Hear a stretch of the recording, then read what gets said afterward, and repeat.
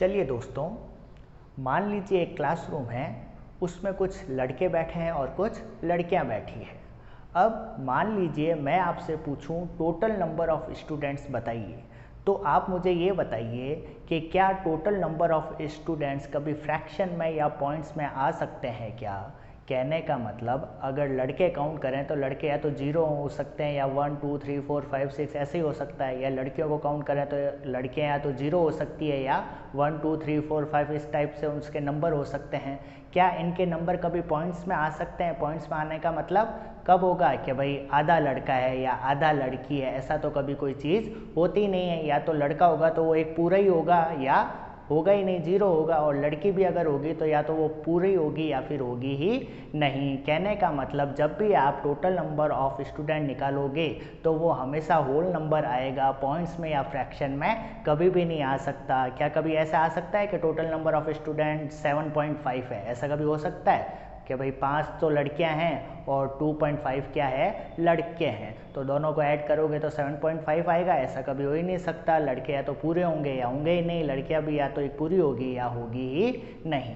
कुल मिला के आप इस एग्जाम्पल से ये समझ गए होंगे कि आप इनको जब सम करोगे, टोटल करोगे, तो कभी भी फ्रैक्शन या पॉइंट में चीज़ आ ही नहीं सकती। भाई मार्कर या तो 1 हो सकता है या 0 हो सकता है, 0 हो सकता है, 0 मतलब है ही नहीं, या फिर 1 हो सकता है, 2 हो सकता है, 3 हो सकता है, 4 हो सकता है। आधा मार्कर का क्या मतलब हुआ? होता ही नहीं, हो ही नहीं सकता। क्या ये बात आपके समझ में आई कि नहीं आई? आ गई। तो अब आपसे एक छोटा सा मेरा क्वेश्चन है, दिमाग में जोर डालिएगा, और ऐसा क्वेश्चन है जो रात दिन आप उसको देखते होंगे लेकिन आपके दिमाग में वो चीज़ कभी आई नहीं होगी। देखिए इधर, मान लीजिए कोई एलिमेंट को अपने को पता है कि किस तरीके से रिप्रेजेंट करते हैं, इस तरीके से रिप्रेजेंट करते हैं। x कोई भी एलिमेंट हो गया और x के पैर पर हमेशा z लिखा जाता है, और z क्या होता है, उस एलिमेंट का एटॉमिक नंबर, और x के सिर पर a लिखा जाता है। a को हम क्या बोलते हैं, एटॉमिक मास या मास नंबर बोलते हैं। और एटॉमिक मास और मास नंबर किसके बराबर होता है? Number of proton plus number of neutron के बराबर होता है। अब एटॉमिक मास या मास नंबर और एटॉमिक मास या मास नंबर या एटॉमिक नंबर क्या होते हैं, इस पर मैं पूरा एक वीडियो बना चुका हूँ, आई बटन में उसका लिंक दे दूंगा, आप जाके वो ज़रूर देखिएगा। अब इधर देखिए, मैं जो पूछने वाला था वो ये था कि अगर मैं ए की बात करूं तो ए क्या होता है, number of proton plus number of neutron. तो आप ये समझ गए होंगे कि प्रोटॉन या तो 0 हो सकता है या 1 2 3 4 डॉट डॉट डॉट हो सकता है, और न्यूट्रॉन भी या तो 0 हो सकता है या 1 2 3 4 डॉट डॉट हो सकता है। कभी भी आधा प्रोटॉन या आधा न्यूट्रॉन जैसी कोई बात हो ही नहीं सकती। जैसे आधा लड़का आधा लड़की जैसी कोई चीज़ नहीं हो सकती, आधे मार्कर जैसी कोई चीज़ नहीं हो सकती। तो जिस तरीके से टोटल नंबर ऑफ स्टूडेंट कभी भी पॉइंट्स में या फ्रैक्शन में नहीं आ सकता, हमेशा होल नंबर में आएंगे, ठीक उसी तरीके से अगर मैं किसी भी एलिमेंट का एटॉमिक मास या मास नंबर की बात करूं, यानी उसके प्रोटॉन और न्यूट्रॉन को जोड़ूं, तो वो हमेशा क्या आएगा, पूरा होल नंबर आएगा, कभी भी फ्रैक्शन में या पॉइंट्स में नहीं आ सकता। तो देखिए एटॉमिक नंबर, जैसे हीलियम 2 और 4 की बात करें तो पैर पे एटॉमिक नंबर लिखा हुआ है, जो सर पे लिखा जाता है उसको एटॉमिक मास बोलते हैं। तो देखिए एटॉमिक मास 4 होल नंबर आ रहा है, कार्बन का 12 होल नंबर आ रहा है, नाइट्रोजन का 14 होल नंबर आ रहा है। ये आप बात समझ में आई कि नहीं आई? क्लियर? अब मेरा आपसे क्वेश्चन ये है कि अगर एटॉमिक मास या मास नंबर हमेशा होल नंबर आता है, ये अपन इस कॉन्सेप्ट से समझ चुके हैं, तो मेरा क्वेश्चन ये है कि आप क्लोरीन पर ध्यान दीजिए। तो क्लोरीन का एटॉमिक मास कितना आ रहा है, 35.5। ये किस में आ गया, पॉइंट्स में आ गया, जबकि पॉइंट्स में तो कभी आ ही नहीं सकती, क्योंकि आधा प्रोटॉन और आधा न्यूट्रॉन जैसी कोई चीज़ नहीं होती। तो आपसे मेरा क्वेश्चन ये है कि 35.5 ये पॉइंट्स में कैसे आ गया, इस बात को आपको सोचना है, और इसका आंसर क्या होगा, इसका क्या कॉन्सेप्ट है, ये सारी चीज़ें इस वीडियो के एंड में आपको पता चल जाएगी। तो इस चीज़ को समझने के लिए आपको ये वीडियो पूरा एंड तक देखना पड़ेगा। चलिए शुरू करते हैं। देखिए, अगर कोई भी केमिकल स्पीसीज के बीच में अगर मैं रिलेशन की बात करूं, रिलेशन क्या क्या हो सकते हैं, या तो आइसोटोप हो सकता है, आइसोबार, आइसोटोन, या आइसोडाइफर्स, या आइसोस्टर्स, या आइसो इलेक्ट्रॉनिक, या फिर आइसो स्ट्रक्चरल। अब आप सोचोगे कि मैंने तो सिर्फ ये आइसोटोप बार और आइसोटोन ही लिखे हैं, बाकी की चीज़ें कहाँ गई। तो आपके 9th-10th लेवल तक यही चीज़ें आपको ध्यान में रखनी है। जब आप 11th में साइंस लेंगे तो बाकी चीज़ें भी आपको पढ़ने को मिलेगी। अभी अपन जितने अपने काम की चीज़ है उतने ही अपन अभी डिस्कस करेंगे। तो अपने को क्या डिस्कस करना है, आइसोटोप क्या होता है, आइसोबार क्या होता है और आइसोटोन क्या होता है और इनके एग्जाम्पल। चलिए शुरू करते हैं। सबसे पहले अगर मैं आइसोटोप की बात करूं तो क्या ध्यान रखना है, वो स्पीसीज जिनमें एटॉमिक नंबर तो क्या हो, सेम हो, लेकिन एटॉमिक मास कैसा हो, डिफरेंट हो। अब एटॉमिक नंबर और एटॉमिक मास क्या होते हैं ये चीज़ अब हम समझ चुके हैं। किसी भी एलिमेंट के रिप्रेजेंटेशन में जो पैर पे लिखा जाता है वो होता है एटॉमिक नंबर, और जो सिर पे लिखा जाता है उसको एटॉमिक मास या एटॉमिक वेट या मास नंबर भी बोल सकते हैं। मास नंबर मोर एक्यूरेट है। क्लियर। अब देखिए, जैसे मैंने ये 3 हाइड्रोजन की फॉर्म लिखी, 1H1, 1H2, 1H3। तो देखो पैर पर जो लिखा जाता है वो क्या होता है, एटॉमिक नंबर होता है, और सिर पे जो लिखा जाता है वो एटॉमिक मास होता है। तो इन तीनों के एटॉमिक नंबर क्या है, सेम है, लेकिन एटॉमिक मास कैसे हैं, डिफरेंट है। तो ये तीनों एक दूसरे के क्या कहलाएंगे, आइसोटोप। यानी हाइड्रोजन के कितने आइसोटोप यानी कितनी फॉर्म होती है, 3। 1H1 जिसको अपन प्रोटियम भी बोलते हैं, 1H2 जिसको हम ड्यूटेरियम भी बोलते हैं, और 1H3 जिसको हम ट्रीटियम भी बोलते हैं। जो नॉर्मल हाइड्रोजन की हम बात करते हैं वो कौन सा होता है, 1H1 यानी प्रोटियम नॉर्मल हाइड्रोजन के रूप में यूज होता है। क्लियर। और अगर ड्यूटेरियम की बात करूं तो आपने हैवी वाटर नाम सुना होगा।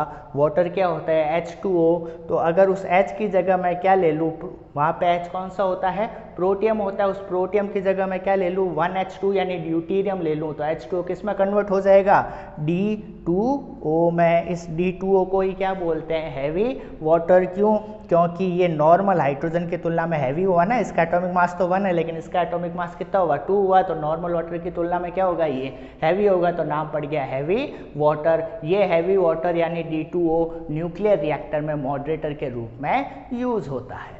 क्लियर। और अगर हम 1H3 यानी ट्रीटियम की बात करें तो हाइड्रोजन की ये फॉर्म रेडियो एक्टिव होती है। रेडियो एक्टिव का मतलब इसमें से हमेशा रेडिएशन निकलती रहती है। रेडिएशन के रूप में अल्फा पार्टिकल, बीटा पार्टिकल और गामा रेज निकलती रहती है। और अगर हम एक और एग्जाम्पल की बात करें आइसोटोप की तो देखिए Cl35 और Cl37, इसमें भी देखिए एटॉमिक नंबर सेम है लेकिन एटॉमिक मास क्या है, डिफरेंट है। तो ये दोनों फॉर्म भी क्या हो गई, क्लोरीन के क्या हो गए, आइसोटोप हो गए। क्लियर। जहाँ पर अगर मैं नेचुरली अबंडेंस किसकी बात करूँ, नेचुरल अबंडेंस का मतलब नेचर में ये किस फॉर्म में या किस रेशियो में पाई जाती है, तो ये Cl35 पाया जाता है 75% और बाकी का जो 25% है वो कौन सी फॉर्म होती है, Cl37। तो आपको इनकी डेफिनेशन ध्यान रखनी है और एग्जाम्पल ध्यान रखने हैं। या फिर इस टाइप से भी क्वेश्चन पूछ लेंगे कि Cl35 और Cl37 कौन सा रिलेशन बता रहे हैं और उस रिलेशन को डिफाइन करो, तो क्या बोलेंगे, ये दोनों एक दूसरे के क्या है, आइसोटोप है। क्यों है, क्योंकि एटॉमिक नंबर सेम और एटॉमिक मास क्या है, डिफरेंट है। और इस आइसोटोप की डेफिनेशन क्या होती है ये अपन बता देंगे। तो या तो डायरेक्ट क्वेश्चन पूछा जा सकता है या एग्जाम्पल से रिवर्स क्वेश्चन पूछा जा सकता है।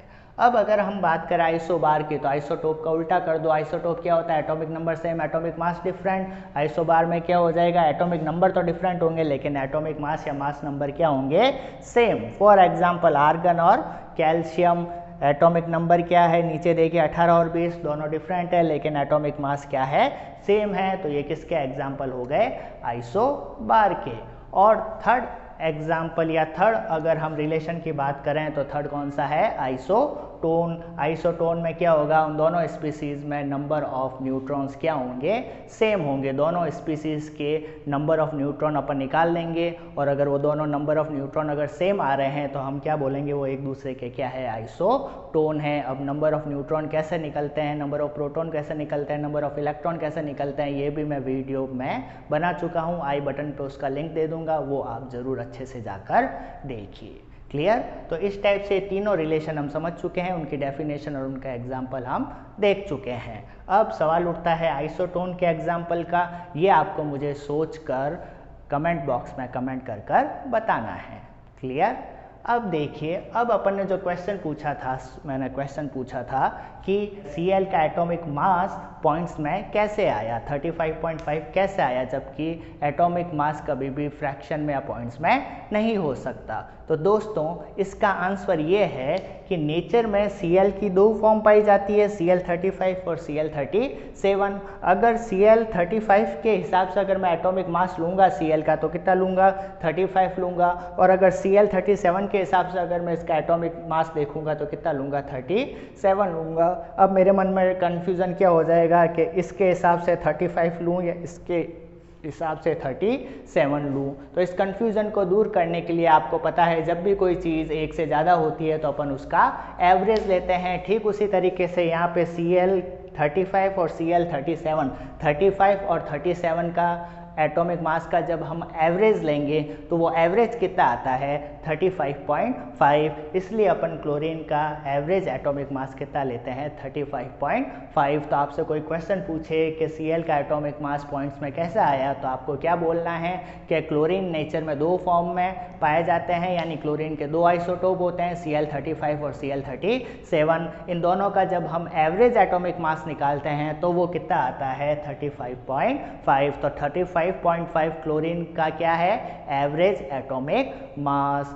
अब आपको एक चीज़ और क्या ध्यान रखनी है, आपको ये जो एवरेज है वो नॉर्मल जैसा अपन एवरेज निकालते हैं कि दोनों को जोड़कर 2 से डिवाइड कर दो, ऐसे नहीं निकालना है। यानी 35 + 37/2 करके ऐसा एवरेज इसका नहीं निकलेगा। इसका एवरेज किस तरीके से निकलेगा, इनका एवरेज डिपेंड करता है इनके नेचुरल अबंडेंस पर।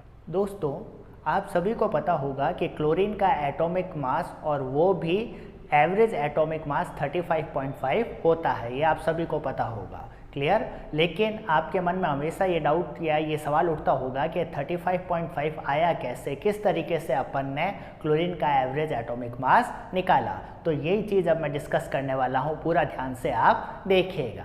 देखिए अगर मैं क्लोरीन की बात करूं तो नेचर में क्लोरीन दो फॉर्म में पाई जाती है, यानी मैं कह सकता हूं कि क्लोरीन के दो आइसोटोप नेचर में पाए जाते हैं, एक तो Cl35 और एक Cl37। आइसोटोप क्या होते हैं, जिनके एटॉमिक नंबर तो सेम होते हैं लेकिन एटॉमिक मास क्या होता है या मास नंबर क्या होता है, डिफरेंट होता है। तो अब इस Cl नेचर में दो फॉर्म में पाई जा रही है, Cl35 और Cl37 के फॉर्म में। अब अपने मन में डाउट क्या आएगा, अगर मैं इस Cl35 के हिसाब से क्लोरीन का एटॉमिक मास देखूं तो कितना आ रहा है, 35 आ रहा है, और अगर इस Cl37 के हिसाब से क्लोरीन का एटॉमिक मास देखूं तो कितना आएगा, 37 आएगा। तो अपने मन में डाउट आ जाएगा, ये क्वेश्चन मार्क आ जाएगा कि मैं क्लोरीन का एटॉमिक मास 35 लूँ या 37 लूँ। तो दोस्तों हमें पता है कि जब भी कोई चीज़ एक से ज़्यादा होती है तो हम हमेशा उसका क्या लेते हैं, एवरेज लेते हैं। तो यहाँ पे भी हम क्या करेंगे, इस क्लोरीन का जो 35 और 37 एटॉमिक मास आ रहा है इन दोनों आइसोटोप्स का, उनका हम क्या करेंगे, एवरेज लेंगे। लेकिन ये एवरेज अलग टाइप से लेंगे, हमें यहाँ पे ये नहीं करना है कि 35 + 37/2 जैसा कि आप एवरेज निकालते हो, इस तरीके से एवरेज यहाँ पे नहीं निकालना है। यहाँ पे जो हम एवरेज निकालेंगे वो इस बात पे डिपेंड करेगा कि ये Cl35 और Cl37 नेचर में किस रेशियो में पाए जाते हैं, और इसी चीज़ को हम क्या बोलते हैं, नेचुरल अबंडेंस। नेचुरल अबंडेंस का मतलब क्या होता है कि नेचर में वो किस रेशियो में पाए जा रहे हैं। तो हमें क्या ध्यान रखना है कि Cl35 75%, तो बाकी का 25% क्या पाया जाता है, Cl37। ये डेटा हमें ध्यान रखने हैं। और अगर मैं परसेंटेज हटाऊंगा, क्यों हटाऊंगा, क्योंकि कभी भी कोई भी कैलकुलेशन परसेंटेज में नहीं चलती है, आपको परसेंटेज हटाना पड़ेगा, और परसेंटेज को हटाने के लिए उसको 100 से डिवाइड किया जाता है। तो जब ये मैं परसेंटेज हटाऊंगा तो 75/100 करूंगा तो कितना आ जाएगा, 0.75। इसमें भी जब मैं 25% में से परसेंटेज को हटाऊंगा तो 25/100 करूंगा तो कितना आ जाएगा, 0.25। क्लियर। या फिर अगर मैं इनको रेशियो के रूप में रिप्रेजेंट करूं तो ये 25 है, 75 है, तो कटेंगे तो कितना आ जाएगा, 25 से कट करो तो ये तो 1 आ जाएगा, और ये कितना आ जाएगा, 3 आ जाएगा। यानी कि अगर मैं रेशियो की बात करूं तो Cl35 और Cl37 नेचर में 3:1 के रेशियो में पाए जाते हैं। यानी कि Cl37 जितना पाया जाता है उससे ट्रिपल, उससे तिगुना क्या पाया जाता है, Cl35 पाया जाता है। क्या ये बात समझ में आई कि नहीं आई, क्लियर। और इस रेशियो को मैं x/y के रूप में भी रिप्रेजेंट कर लेता हूँ। क्लियर। अब इधर देखिए, तो x और y समझ गए क्या हो गए, x:y का मतलब हुआ x तो हो गया किस रेशियो में Cl35 पाया जा रहा है, और y हो गया किस रेशियो में या किस फॉर्म में Cl37 पाया जा रहा है। क्लियर। अब इधर देखिए, अब हमें क्या करना है, Cl का एवरेज एटॉमिक मास निकालना है। अब एवरेज एटॉमिक मास किस तरीके से निकालेंगे, देखिए इधर देखिए 35 एवरेज निकालना किसका है, एटॉमिक मास का ही तो निकालना है, तो खेल किसका है, 35 का और 37 का खेल है। देखिए इधर 35 किस रेशियो, Cl35 यानी ये 35 किस रेशियो में पाया जा रहा है, x रेशियो में पाया जा रहा है, तो आपको क्या करना है 35 इंटू एक्स प्लस 37 किस रेशियो में पाया जा रहा है, y के रूप में पाया जा रहा है, तो आपको क्या करना है 37 into y upon x plus y. अब यहाँ पे x और y क्या है, x चाहे तो 3 ले लो, चाहे तो 0.75 ले लो, y चाहे तो 1 ले लो, चाहे 0.25 ले लो। आगे बात समझ रहे, कहने का मतलब x और y या तो आप 3 और 1 ले सकते हो, या फिर x और y आप 0.75 या 0.25 ले सकते हो, कुछ भी ले लो, आंसर सेम आएगा। क्लियर। तो सिंप्लिसिटी के लिए अपन x और y की वैल्यू क्या ले रहे हैं, x की वैल्यू ले रहे हैं 3 और y की वैल्यू ले रहे हैं 1। तो देखिए x की वैल्यू यहाँ पे मैंने 3 रख दी और y की वैल्यू मैंने कितनी रख दी, 1 रख दी, x की वैल्यू 3 रख दी, y की वैल्यू 1 रख दी। अब अपने को क्या करना है, इसको सॉल्व करना है। इसको इससे मल्टीप्लाई करोगे तो इतना आ जाएगा, इसको इससे मल्टीप्लाई करोगे तो इतना आ जाएगा, और 3 + 1 = कितना हो जाएगा 4। दोनों को ऐड करोगे तो इतना आ जाएगा, और इसको जब आप सॉल्व करोगे तो कितना आ जाएगा 35.5। तो अब आप समझ गए होंगे कि ये जो 35.5 आया है वो Cl का क्या है, एवरेज एटॉमिक मास है, जो कि इस बात पर डिपेंड करता है कि उसके दोनों आइसोटोप नेचर में किस रेशियो में पाए जा रहे हैं, उसी को हम उसका नेचुरल अबंडेंस बोलते हैं। तो अगर कोई पूछे कि Cl का एवरेज एटॉमिक मास 35.5 और पीछे क्या लगाना है, U या AMU लगाते हैं, क्योंकि एटॉमिक मास या मॉलिक्यूलर मास की यूनिट U या AMU होती है। तो अगर कोई पूछे कि ये 35.5 U किस तरीके से आया, तो भैया इस तरीके से आया, आप उसको अच्छे से समझा सकते हैं। अब आपके मन में एक और डाउट आया होगा या आ रहा होगा कि चलो ये तो Cl था, तो हमें पता है कि ये नेचर में 75% और ये 25% के रूप में पाया जा रहा है। मान लो Cl की जगह कोई और एलिमेंट होता, वो भी एक से ज़्यादा आइसोटोप के फॉर्म में पाया जाता, तो उसका हम एवरेज एटॉमिक मास कैसे निकालते। तो भैया ये तो आप समझ गए होंगे कि एवरेज एटॉमिक मास हमेशा नेचुरल अबंडेंस पे डिपेंड करता है। तो जब भी कोई दूसरा एलिमेंट होगा तो वो नेचर में किस रेशियो में पाया जा रहा है, यानी उसका नेचुरल अबंडेंस कितना है, ये क्वेश्चन में दिया गया होगा। लेकिन क्लास 9th लेवल पर आपको तो बस इतना ध्यान रखना है, क्लोरीन का ध्यान रखो, ये 75% या 25%, क्योंकि ये फेमस एग्जाम्पल है, तो इसका सिर्फ नेचुरल अबंडेंस ध्यान रखो, बाकी की आपको याद करने की ज़रूरत नहीं है, ना ही आपके क्वेश्चन आएगा। अगर आप 11th में साइंस लेते हो तो वहाँ पे जाके इस Cl की जगह दूसरे एग्जाम्पल से क्वेश्चन पूछा जा सकता है, और वहाँ पे भी उनका नेचुरल अबंडेंस क्वेश्चन में दिया गया होगा।